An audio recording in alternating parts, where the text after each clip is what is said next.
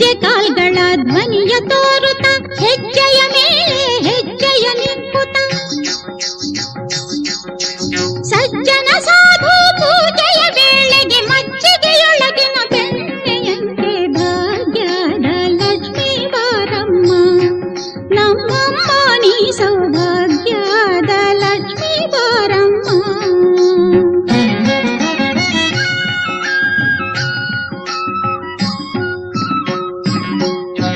ಕನಕ ವೃಷ್ಟಿಯ ಕರೆಯುತ್ತ ಬಾರಿ